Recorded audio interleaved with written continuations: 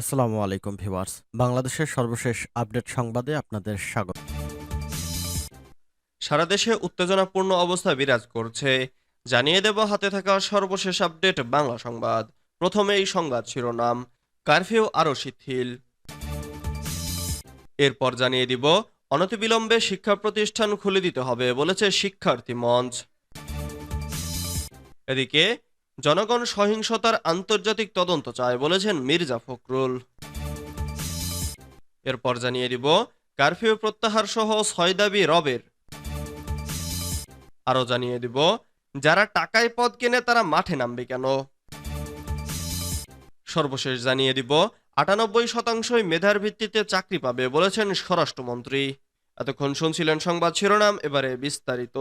তবে অনুরোধ থাকবে ভিডিওটিতে একটি লাইক করবেন এবং কমেন্ট করে জানিয়ে দিবেন কোন জেলা থেকে আপনি আমাদের এই ভিডিওটি দেখছেন। কারফিউ আবারও শিথিল। চলমান কারফিউ আবারও শিথিল হচ্ছে। শুক্র ও শনিবার সকাল ৮টা থেকে বিকেল ৫টা পর্যন্ত কারফিউ শিথিল থাকবে। বৃহস্পতিবার রাতে এই ঘোষণা দেন স্বরাষ্ট্রমন্ত্রী আসাদুজ্জামান খান কামাল।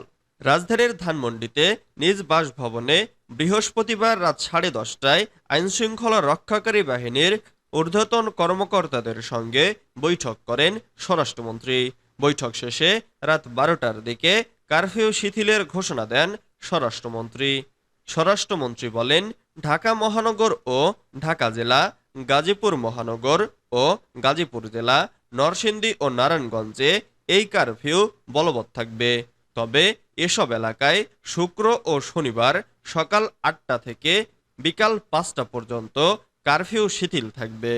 অন্যান্য জেলায় কারফিউর বিষয়ে সিদ্ধান্ত নেবেন সংশ্লিষ্ট জেলা প্রশাসকেরা।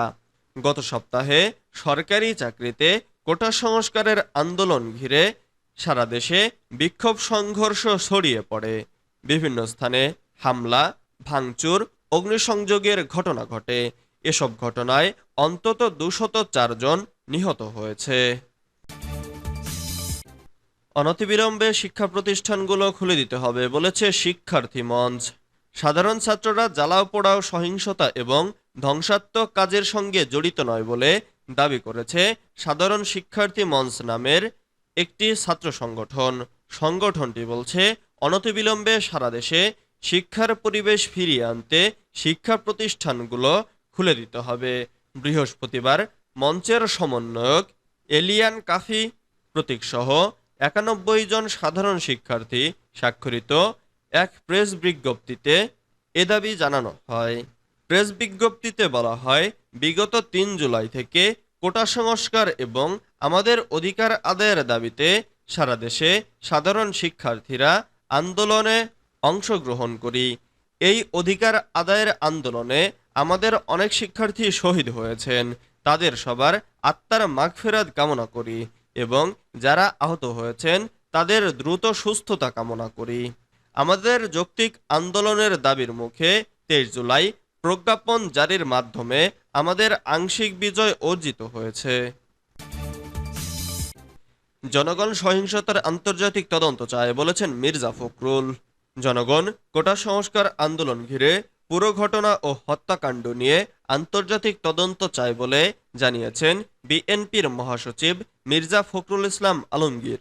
বৃহস্পতিবার ২৫শে জুলাই রাতে দলের সহদপ্তর সম্পাদক অ্যাডভোকেট তাইফুল ইসলাম টিপু স্বাক্ষরিত এক বিজ্ঞপ্তিতে একথা জানান তিনি। উদরপিণ্ডি বোধরঘাড়ে চাপানোর অপকৌশল হিসেবে বিএনপির নির্দোষ নেতাকর্মীদের বাড়িতে বাড়িতে অভিযান চালিয়ে গ্রেফতার কিংবা নেতাকর্মীদের বাসায় না পেয়ে তাদের সন্তান অথবা বাসার সদস্যদের গ্রেফতার ও অশালীন আচরণ সহ বাড়ির আসবাবপত্র ভাঙচুর করা হচ্ছে বলে অভিযোগ করেন মির্জা ফখরুল। তিনি বলেন, সন্ত্রাসী কর্মকাণ্ডে জড়িত থাকার মিথ্যা অভিযোগে ঢালাওভাবে বিএনপি ও বিরোধী দলের নেতাকর্মীদের ওপর সরকার এবং আইনশৃঙ্খলা বাহিনীর কতিপয় সদস্য দোষারোপ করেছে। যদি তাই হয় তাহলে তাদের ঘটনাস্থল থেকে গ্রেফতার করা হয়নি কেন? এটাই জনগণের প্রশ্ন। এতে প্রমাণিত হয় বিএনপি কিংবা বিরোধী দলের কেউ সন্ত্রাসী কর্মকাণ্ডের সঙ্গে জড়িত নয়। কারফিউ প্রত্যাহার সহ ৬ দাবি রবের। দেশে কারফিউ প্রত্যাহার করা সহ ৬ দাবি জানিয়েছেন জাতীয় সমাজতান্ত্রিক দল জেএসডির সভাপতি আসমা আব্দুর রব। বৃহস্পতিবার ২৫ জুলাই এক বিবৃতিতে সরকারের প্রতি এ দাবি জানান তিনি। রব বলেন, ছাত্রদের শান্তিপূর্ণ আন্দোলনে কতজন হত্যাকাণ্ডের শিকার হয়েছে তাদের সংখ্যা, নাম ও ঠিকানা দ্রুত প্রকাশ করা, আবু সাইদ সহ নিহতদের স্মরণে জাতীয় শোক পালন করা, প্রতিটি হত্যাকাণ্ডের জন্য দায়ীদের চিহ্নিত করে আইনানুগ ব্যবস্থা নেওয়া, অবিলম্বে সকল শিক্ষা প্রতিষ্ঠান খুলে দিয়ে ছাত্রদের নিরাপদ পরিবেশ নিশ্চিত করা এবং নির্বিচার গ্রেফতার সহ সকল হয়রানি বন্ধ করতে হবে। তিনি বলেন, কোটা আন্দোলনকে কেন্দ্র করে সহিংসতায় নিহতদের ২১ জনকে বেওয়ারিশ লাশ হিসেবে দাফন করা হয়েছে।